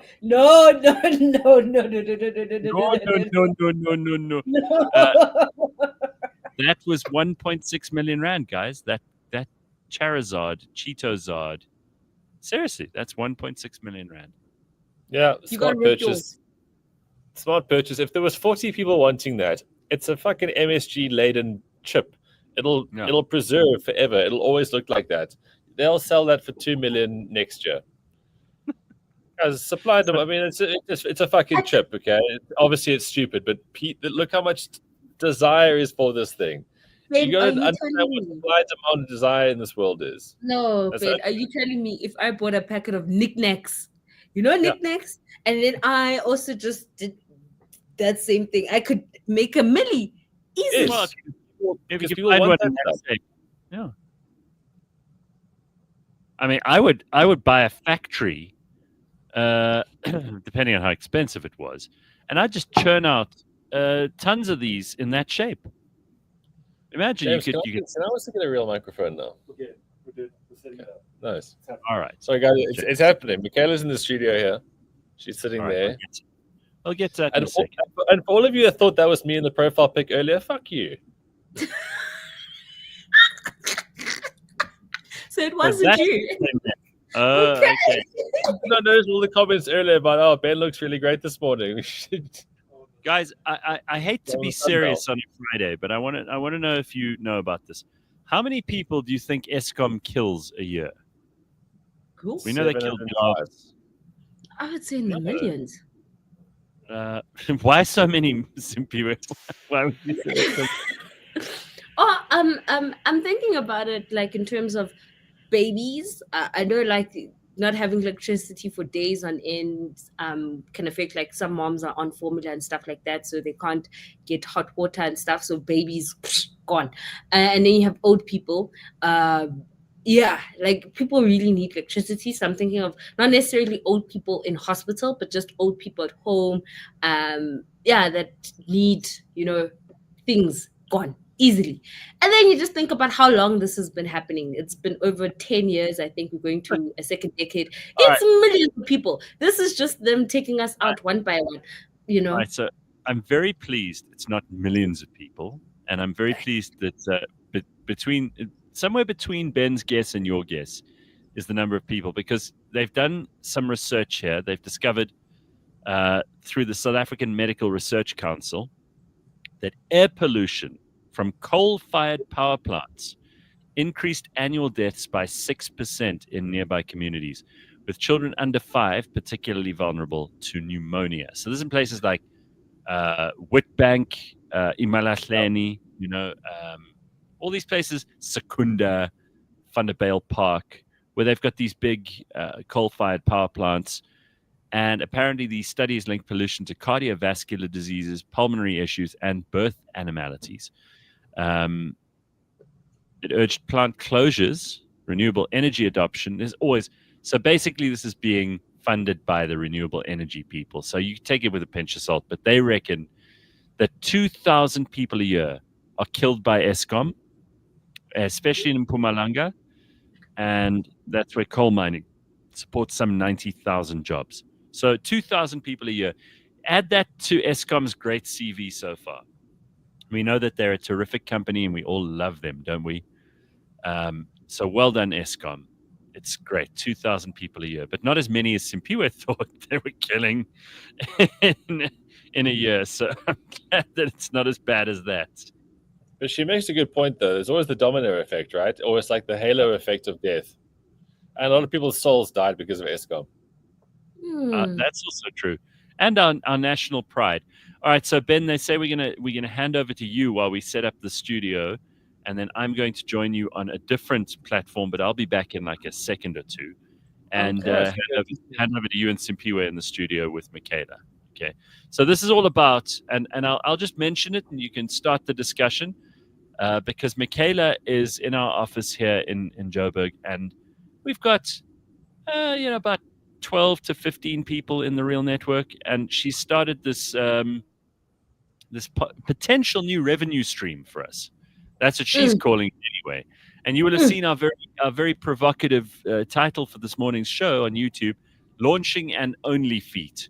Now, if you were excited that Simphiwe and Ben and I were going to launch this, I've got bad news for you. It's not us. It is Mykala. So Look, we're not saying never. We're not saying never. It depends. If she makes an absolute killing off of this, we may be persuaded, right? Yes. Okay, I was going to say she's in studio right now wearing shoes. So all you perverts in the comments there, just relax. Wait, are the shoes covered, like closed, or like is it open shoe? She's wearing casual, functional shoes. Okay. All right, I'm gonna hop off and come back on in a second. Take over in the studio there, Ben. We'll see you now. And Simphiwe, you can go and join him. Cool. So change my side. Yeah. Okay. If I mute that, you take that away. All right. So Mykala, where in the process are we? Have you got an OnlyFans account set up yet? Have you started taking pictures, or is today like literally the start? Is it like the soft launch? So, long story short, actually, it started as a joke. No, there is no joke in feet. There is a joke in feet. So, it started out as a joke where, like, Warris, DJ Warris, yes, of course, yeah. He literally was saying the other day that he knew somebody that, like, they got DMs saying, hey, can I please have photos of your feet, like, for $400? And I was so shocked. I was like, do people actually buy feet pictures? Like, this is a real thing, being South African, just thought it was a joke. It wasn't serious. So then I went investigating because I was like, let's just see what this stuff is. So there's like Feet Finder, there's OnlyFeet, there's something else feet. It's super, super crazy. Wow. And then I was like, okay, cool. As an office, let's start an office feet, like get people in high heels, take photos, and nobody's keen. Everybody thought I was joking. I'll even ask Gareth Cliff to borrow his credit card to sign up. He told me no, but then I told him that we could make money, and then he was like, maybe. So I was like thinking, let's start an office only feet, because I think that it is extremely entertaining. I think that's a really nice idea, because office feet as well, it's all shapes and sizes. There's going to be some horrible feet in the mix there. I think we've got to have the mix. 100%. You know what? Like in any marketplace, you're going to get your low end and your high end. We can't just be marquee exotics here. And you know what? So because people in the office were like judging me for it, I thought to myself, okay, let's actually start a page. So I started my own page, and I made $20 in a week, and I only took like 2 photos from my Instagram, screenshotted for like wearing high heels and stuff. So now I'm dead serious about starting an office feed. Yeah. Okay, so we were joking about this. We're going to start our own OnlyFans and somehow work out what we're going to do to get money. I know, but like our original idea was OnlyFans, so that guys, I wouldn't show my face. No, it wasn't. It didn't. We started kind of what our thing is. Yes. It might just be showing our wrists, like whatever it is. Terrible example. But the thing is, there's a market for fitness. So there's a market for people who buy people's fitness photos. So like after you've been gymming, the sweaty gymmy clothes in the dark light. Oh my gosh, Ben's thinking about this. Guys, I waited this week. I need more money for travel. So if I'm going to get sweaty pics up, I don't care. Like who doesn't know what I look like at this stage? Like I'm on the show all the time. Instagram is Instagram. What am I hiding? Okay.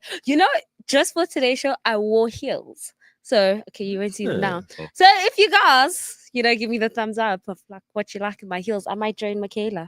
So next obvious question. Do you know who the person was that gave you the money for your feet pics? Yeah, so the way that OnlyFeet works, it's quite interesting. It's you create a profile, you have yourself a name. Obviously, I'm under like an alias name, and I'm not telling people what my alias name is. That's how you make money, Mykala. What's your alias? I want American dollars. I do not want rands. Yeah, you don't want the local markers. You no. local pervers, you get lost. As it is, I'm so exposed right now. But anyways, and then from there, you create a profile. You pay $9 a month for your subscription, and then I hope I said that right. And then you get men that message you.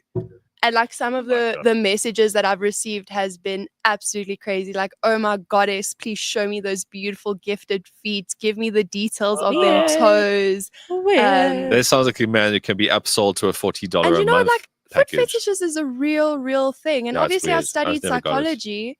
And the psychology behind it, there's so many different theories as to why. But my favorite theory about why men have foot fetishes is because when they looked at their mom naked, they saw that their mom didn't have penises the same as them. So then they became obsessed with feet because feet and toes represent little penises. So they become obsessed with that fixation of, okay, my mom didn't have one, focus on the feet. I knew this conversation was going to go weird, but I didn't know that weird that quick. Really? Can you guys hear me? Because I got to tell you, like, I find this feet stuff. We can hear you. I think that there are a few things that I'm not interested in at all sexually, and definitely one of them is feet.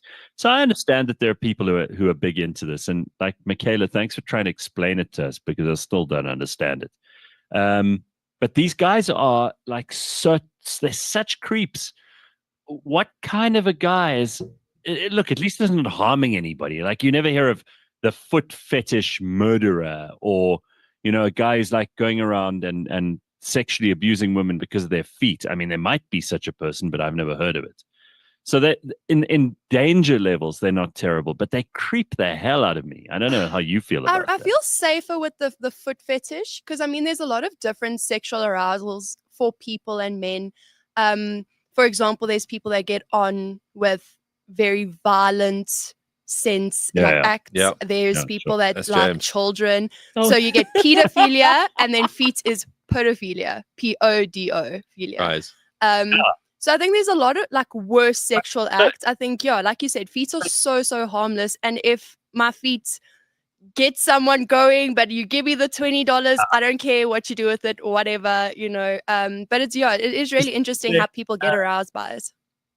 Explain what's your angle on the foot? Do you take it from like the leg down towards the foot? You can do the little, click, right? You've got to do the POV, angles of the basically. feet. Yeah. Either the POV, then this is the funniest part as well. Sometimes I rope my boyfriend into it too.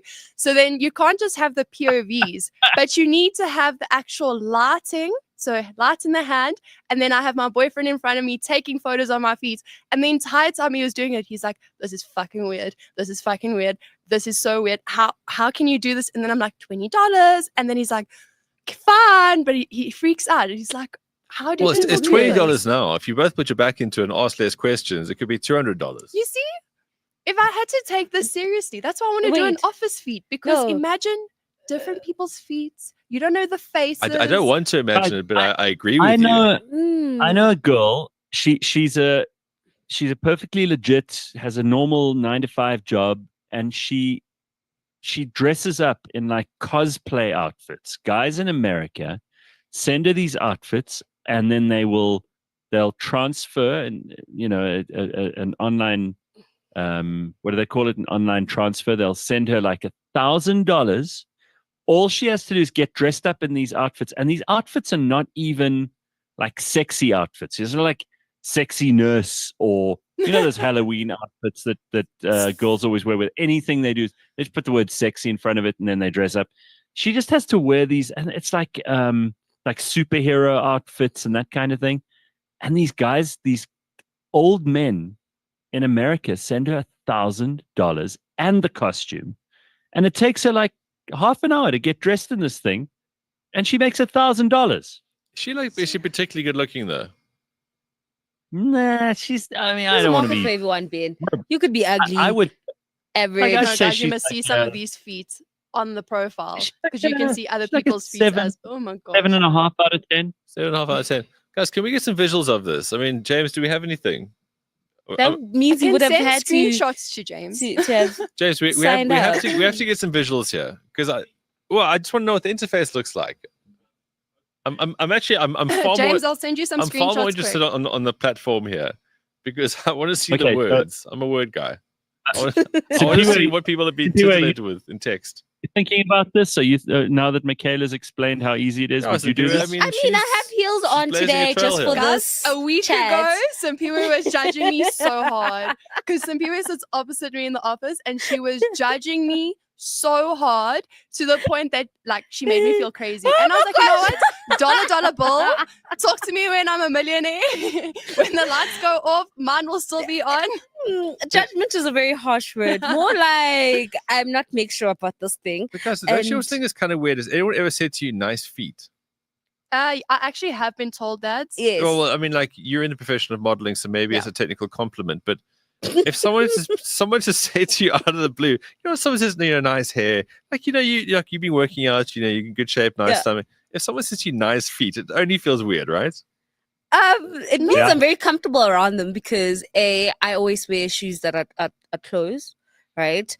So that means if you're seeing my toes or feet, it's in the home. Yeah, I know, I'm walking around barefoot. But when someone acknowledges that, though, it just sounds and it's funny. just like, okay, you see me, okay, thank you. But yeah, it is a bit. I would be, I would be a little. Look, I mean, I'm not a girl, so I don't have to worry that some guy's going to jump me because of my feet. But I'd be way less likely to wear open shoes. By that I mean, what would you call them? The slops, whatever. People wear Crocs and they're unembarrassed about that. I'd be less likely to wear those shoes around someone who I knew had a foot fetish, because it would just be weird. It's like, this guy's drooling over your feet. And well done, Mykala. I admire the tenacity, and I admire the fact that you just don't give a shit and you can earn some money out of this. For all we know, there are 200 of these perverts watching and listening to us right now who want to know where they can go to find these foot pics. I'm telling you, it's going to become a thing. Well, guys, DM the real network, and I shall share the name. But Mykala, what's the goal? So do you have a target of if I make this amount, I'm off the platform, or it's just going to be an ongoing thing? To be very honest with you, I didn't even have a goal. I just wanted to see if it was legit, if people actually pay for the can people make a living off of it? And I want to earn in dollars. But obviously, having a 9 to 5, it's really difficult to do a side job as well. And I did content creation. I'm in social media. And the whole thing was, this is so easy. If I make money from this, I'm actually going to laugh. And so I've barely put any effort in. If I tell you, I've put in maybe 20 minutes worth of effort into this. How many minutes your boyfriend put in? 30. While he was busy cooking, he's there. And I'm like, wait, babe, just take a photo quick. Ben, why are you going? What are you seeing? I'm on OnlyFeet at the moment. I'm actually looking at this because I feel like I'm getting half the story here, guys. So, James, I sent you a link to what an account looks like. Okay. This woman's called Soul_Mistress. She's 24. Okay. Okay, let's do a competition here. You're gonna cuss this bitch. So and what do you see? What do you see on her profile? So she's got 3 pics, okay? She got okay. And the lighting on these, huh? Yo, Mykala, jeepers. I don't know what your stuff looks like. Thanks for joining the Gareth Cliff show. We loved having you. Okay, cool. Let me describe what Ben has showed me. So there's I'm trying to get a reference, seeing as you're so cagey about your early work. There's 3 images. The one is 2 of them are of her in heels. The one is platform heels, and she's literally posed like this. Okay, wait. Let me do that. That's what you see. That's how the pose is for like 2 of those. And then the other one is like of the toes, and her toes, are really done. Yeah, I mean, it's a French manicure, if I'm not mistaken. She's put effort in. So her bio is your ultimate foot fantasy brought to life. I create exclusive, high-quality content tailored to your desires, whether you're into soft, elegant feet or something a little more playful. Join me for a personal, intimate journey. No judgment, just indulgence. You can send me a request with what you like to see for a price. Who knows? Maybe I'll send through. And question on OnlyFeet, can you send videos? But Yeah, it has because to be it like becomes a really request. low quality. You can send videos, you can send photos. Some actually asks for the face. A lot of people don't want the face. A lot of people just want that's weird. close-ups of the toes, close-ups of the feet. Some people want dirty feet. Some people want you putting your feet in jam. Some people want smelly feet. Some people actually want to buy the socks or the shoes that you were wearing. Some people actually like the knick-knack toes. Some people like the very long toes. There's a subcategory there for long toes. There's a subcategory for chubby feet. This woman's not even trying, okay? So Cheta, 35, somewhere, she's 30. No, 35 mom of just 2. scared me. She's a niche. I'm not in. No. But okay, question with that: what are some of the things that you're willing not to do? Face. I don't mind the food or the jam stuff because like that's just a sensory thing. I think where So I you would do draw that? You would actually like dip your toe in your jam? bill. We are past stages of judgment here, bill. Simphiwe. This is an OnlyFeet happy platform. Yeah, I'm looking at the comments here, and you tell us what you would and wouldn't do. Congo Chris says the real money is in stepping on things. You need to step on a cake and then charge $100. Yeah, Don't mind doing that as long as it's not Lego. No, you're gonna have to do a couple of Legos for the sadists. No. All right. So Ben just read off 2 examples that he just randomly found while on the site. But have you done a research here? Like, who's the #1 foot model in the world? Like, who's winning at foot modeling? The way that, you can rank people in social media or anything else. Who's the biggest model? So I did try search, but because there's so many different platforms for feet, you actually it doesn't show up because it's random names. It's not like OnlyFans where you have access to this information and people can see how much they're getting paid. It's not a thing. Hey, like I tried googling best feet models, nothing comes up. I tried googling top payers, nothing comes up because you also want some inspo. Like what are these women doing? What's getting men to like open their wallets? Well, I think with most of these things, they want to create a connection, right? So you hook them with your feet, your toes, and ultimately these people want to then go into other stuff. And then, like, that is horrible, Natiza. And you're paying what, $5, $20 for this? Like you can pay $50, you can go up to $100, $200. So it's in increments of 5. So it's like 5, 10, 15, 20. What's your take on foot tattoos? I always think it's just you've gone too hard on a summer holiday somewhere. Yeah, there was a dare that went wrong. It's like what are the ones that you get on your back? Tramp stamp. So yes, it's one of those. What's the foot equivalent of a tramp stamp? Your big toe, the sort of broad parts on the heel. Imagine that. You can actually start. Don't forget them ankles. You can start foot tramp stamps just on your Achilles. You have something there. All right. So listen to this. Gareth and Ben, this is from Lee. I'm actually a writer chatter for OnlyFans. I write for many models in the US, so if she needs help or needs guidance, she can just reach out. So, Lee, does this mean that you are the person who pretends that you're the girl or the guy that people are subscribed to? That's a wild job. And I wonder is there lots of money in that? That's pretty amazing. Well, that is the source, right? Again, the hooks are the images, but those people doing that. So, Mykala, you can just be the foot. Yes, Simphiwe can be the chat. 100%. Yeah. It's actually does get a little bit weird because also I'm in a relationship and now these oaks are like flirting with my feet. And I've even told like Lukima to message and reply because I get a little bit uncomfortable with the message and reply. Yeah, but he can reply. You can double your earnings. You can suddenly, if you're like chatting to them, then they'll pay more. They'll be like, now I get to speak to her and see her feet. Yeah, because okay, it's always a package deal, right? These people aren't just foot fetish people; they're lonely. There's a reason that people have these kinks and they indulge them so hard, because they're lonely. Yes, it is. It's the lonely aspect of it. It's the mystery of it. It's Lonely the fans. fantasy of it.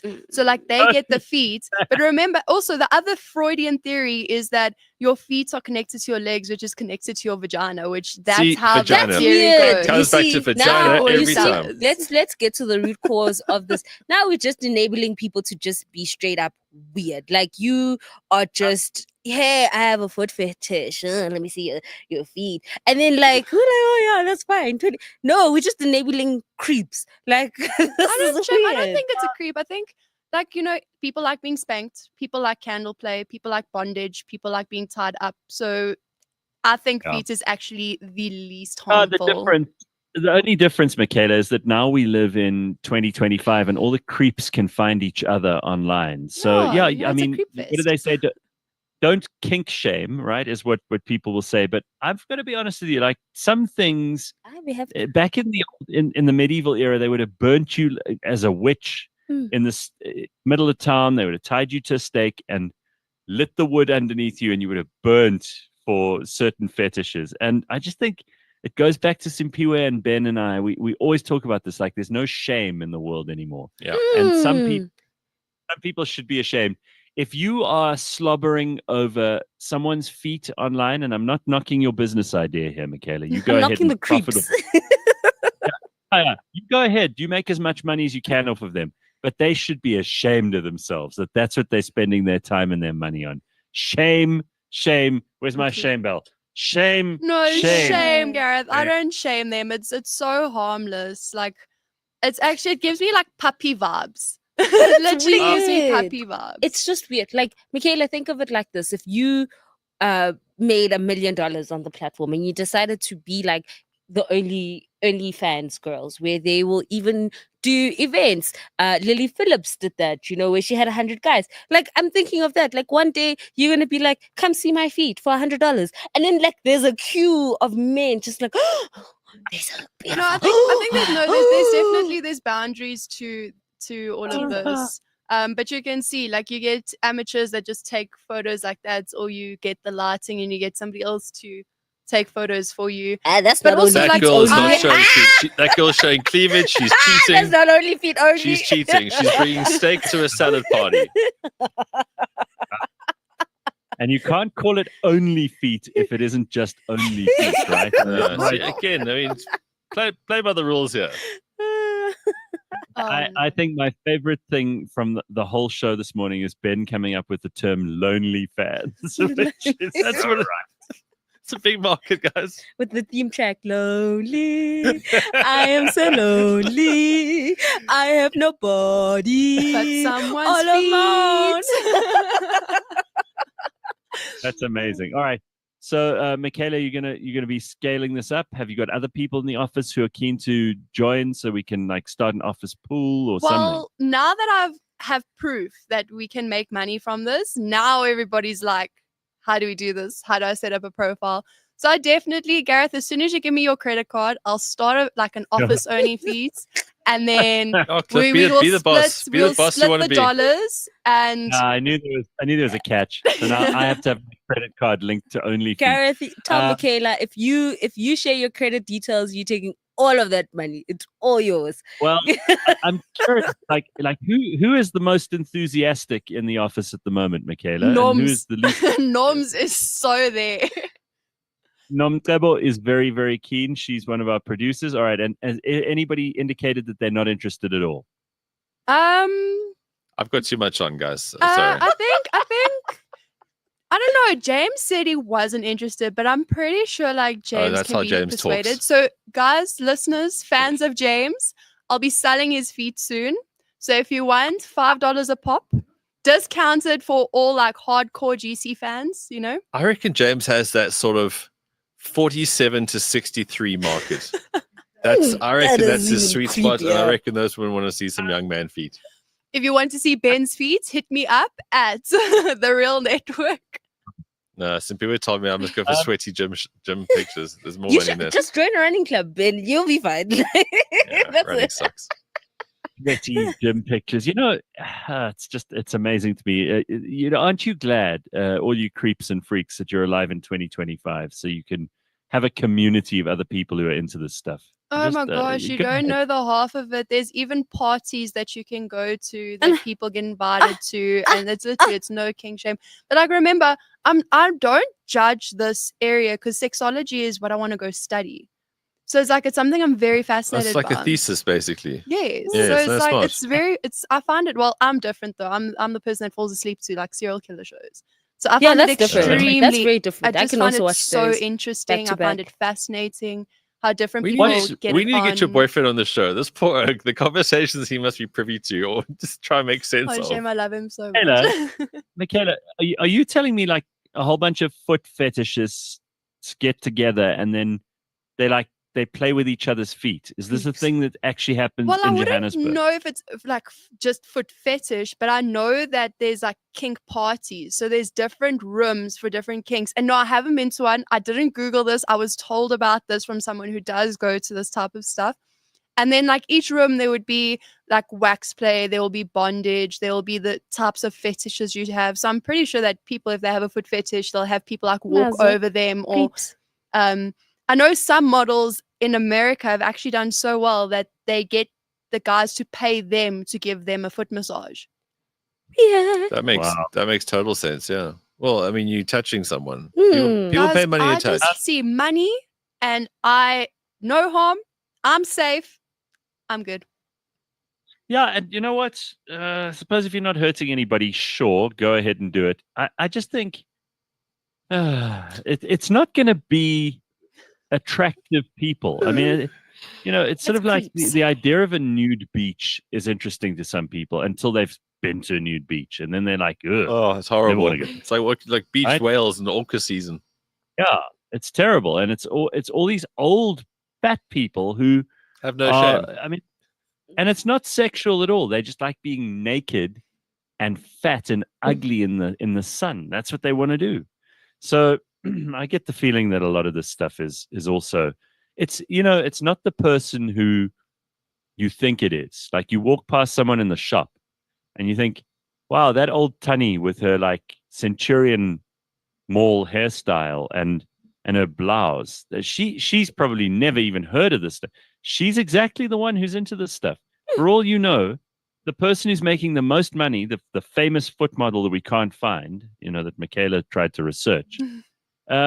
For all you know, that person is your friend's mom. She lives in midstream. Absolutely lives in it midstream. gets even more like hectic where I had somebody DM me asking me for photos, not to pay me, but to put it on YouTube and Instagram. Now, also another direct line is people actually just direct Instagram pages and YouTube pages directly and pay them via that instead of going onto like OnlyFeet and stuff. So it's like you even have people hustlers, like they just come in like, hey, listen, give me some photos of your feet. I'll sell them for you. We can cut it down there. It makes it's a whole parallel economy. It's bizarre. I see it as an opportunity. I reckon Middle East as well, huh? That's another big market for this. Yeah. Just take a few pics in the sand. I don't know. Middle East scares me a little bit. They had that like the porta potty situation. Yeah, we have to go there with those people. I just think there's so many Don't kink pockets. shame them for that. No. There's a difference between kink shaming and something that's absolutely just disgusting. Like that's just disgusting. I reckon the guys in the Middle East with those Dubai showers that they do, they're going back to basics soon because they've been so depraved and so over the top. He didn't go back to basics. Yeah, but in prison he is. Okay. Oh, there are 50 million only subscribers, Gareth. Says Lee in the comments. She's right. That's 50 million people you could be making money out of. Where are Gareth's kneecaps? That's where the money is, says Matthew Dixon. What is the average age of feet pick buyers? I bet you they all come from retirement villages, says Bitcoin, but that's pretty revolting. But yeah, listen, I think it's great. Mykala, good luck. You're not going to get to use my credit card. That sucks. But, Can I use the Real Networks credit card? No. Well, yeah. I need a credit card, and I'm not paying for it myself if it's about the whole team. Use one of work Shell company credit cards. It's fine. I'll use Ben's credit card.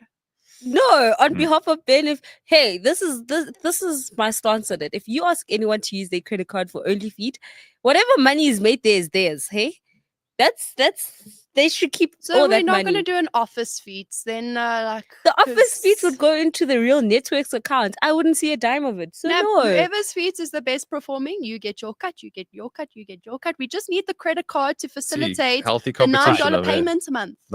Healthy competition. Maybe. Let's discuss it. We'll discuss it next week. We'll see if we can do this. But Mykala, well done. You know what I appreciate is that you've done the proof of concept. You've actually generated some income already. And a lot of people say, I've got a great idea for a business, but they never do it. Nope. They always talk about it. So well done. All right, guys, that brings us to 8:00. And I hope you are ready for a lovely weekend. Behave yourselves. If you're not, don't take photos and upload them to OnlyFeet because you might not make any money. And we will see you on Monday, bright and early at 6 a.m. Ciao. Ciao.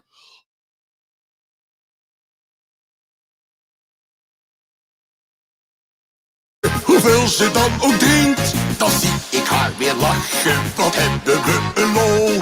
Dan met de hele meute, de zakje zit weer vol.